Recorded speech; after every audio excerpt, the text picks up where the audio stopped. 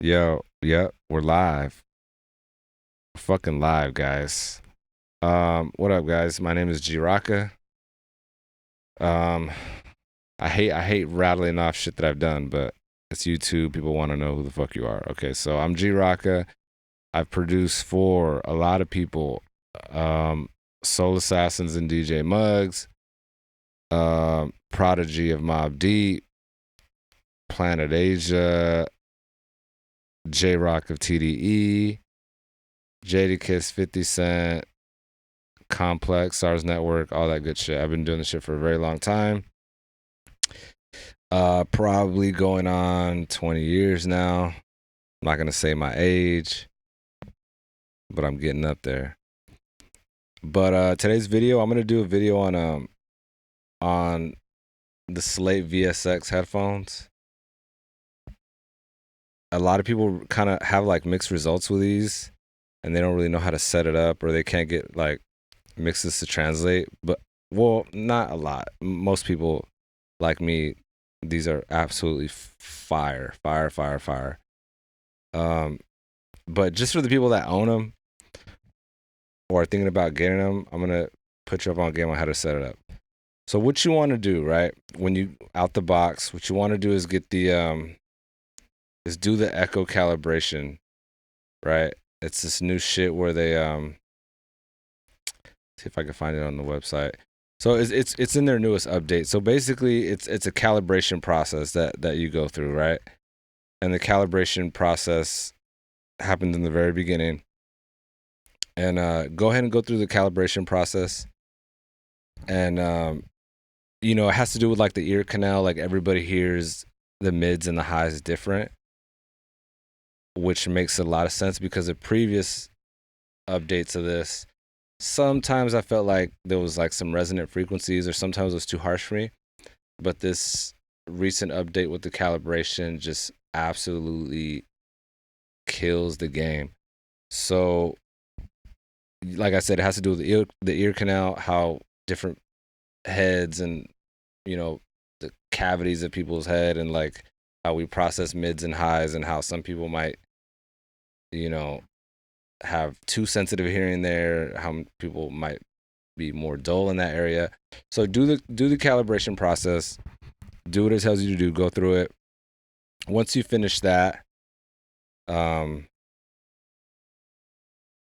this is what I would do after you finish the calibration process. Instead of going directly into the rooms and just vibing out on music, go to these headphones right here.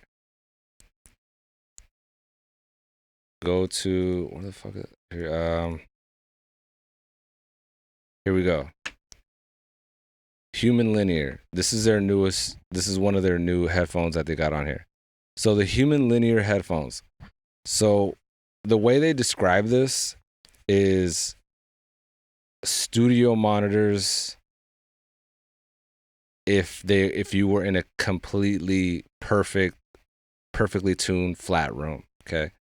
And they don't sound like regular headphones like these and all these. These actually sound like monitors, but very close, very like dry, like it literally sounds like a complete flat perfect mix space, right? They're amazing. So go to the Human Linear as soon as you finish the calibration. Throw on a mix that you know very, very, very well. Like this mix like the back of your hand. You know how it's supposed to sound, right? For me, it's Lucy Pearl and Snoop Dogg. I think the song's called "You." I've been listening to that song since I was a kid. I know exactly how it's supposed to sound. I know how that high end it sounds. I know how it's a very dry mix. I know how the low end sounds. So whatever that song is for you, throw that song up, listen through the Human Linear, and adjust this slider right here. This slider is the amount of profile correction from that test you did in the beginning. This is the slider that um, adds the amount of correction for the ear profile that you made. It goes from like 0% to 150%, I think. Slide that thing around until that mix sounds the way it's supposed to sound, right? it's going to be different for different people, right? I've done the calibration test multiple times. Sometimes I have it on like in the 70s, other times it's in the 30s, other times it's in the 50s. It just depends because, sometimes I'll do the calibration test when I've already listened to music. Sometimes I'll do it directly in the morning when I have fresh ears. I'd prefer to do it when you have fresh ears in the morning, when you haven't blown out your eardrum. So then once you're listening to that mix and you adjust the slider and you find that perfect spot to where it sounds like the mix, that how it's supposed to sound and how you recognize it, then hop over to the rooms and listen to music in all the different rooms. This car right here is absolutely fire.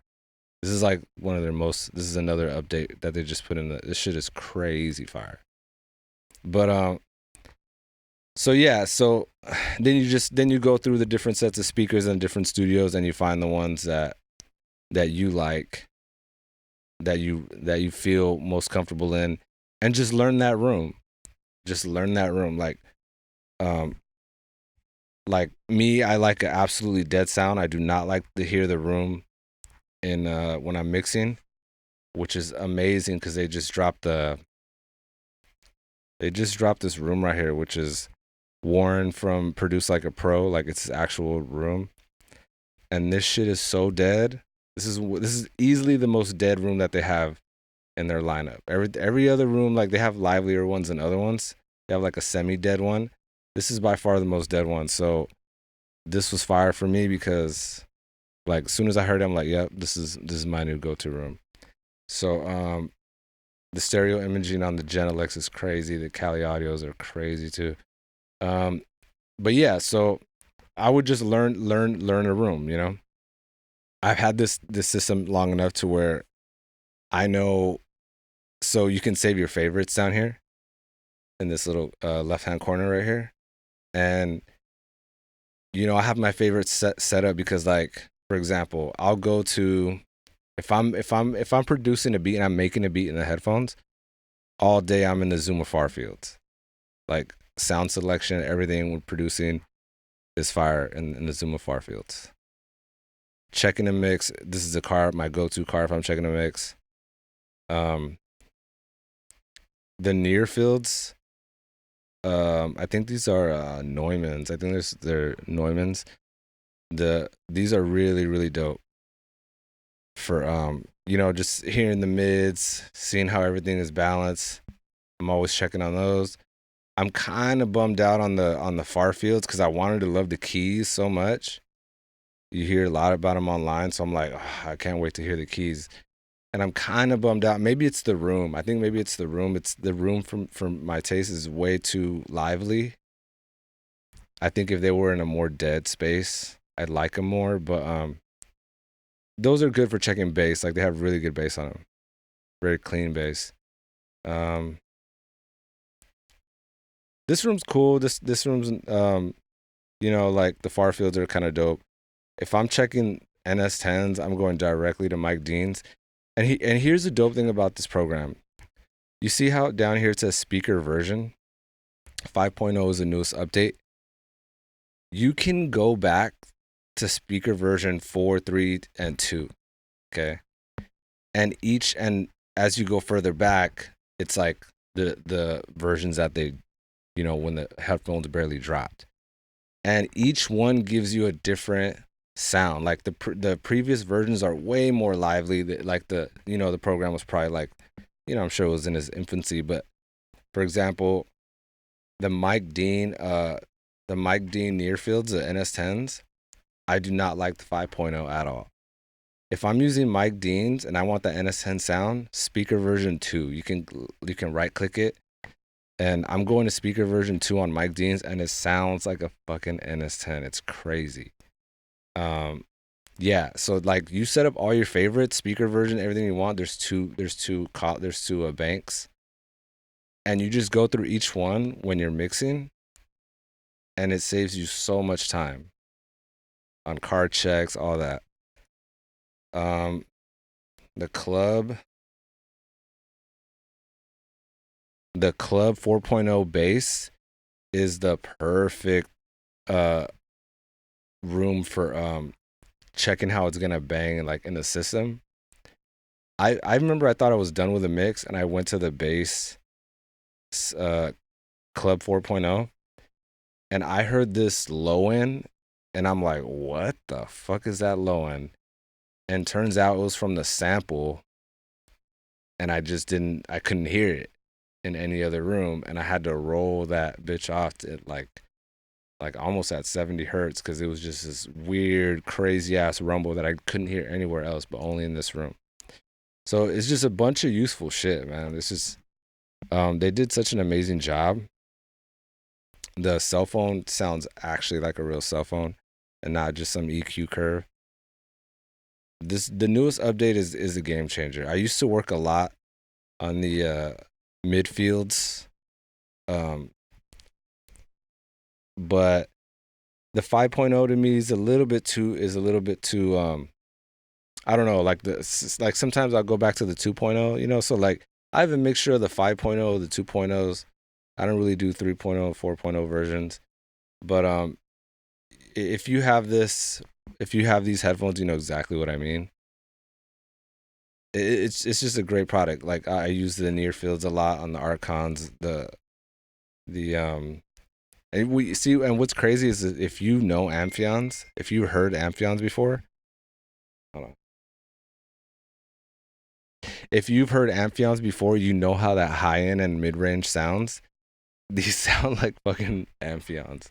These sound like they're right. I've heard them in real life, and these sound exactly like Amphion's.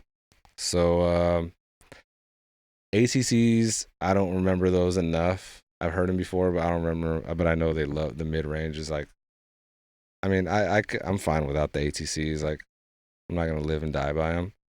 But the Amphion's near fields are pretty crazy. But yeah, I just want to give a little video on that. It's a great product. I use it damn near every day, you know. So I'll swap between. Sometimes I want to mix in headphones. I'll go to Human Linear. I'll start there, and I'll pop out to my ref tones, and I'll pop out to my precision MTM's. So, and then I'll sometimes if I'm mixing, I'll start with the MTM's, and then I'll go to the ref tones, and then the headphones. So it's just the flavor of the day, I guess. But yeah, I definitely recommend this. You'll be set up for sure. Even if you don't have, even if you don't have treatment, you don't even have monitors, you don't even know where to start.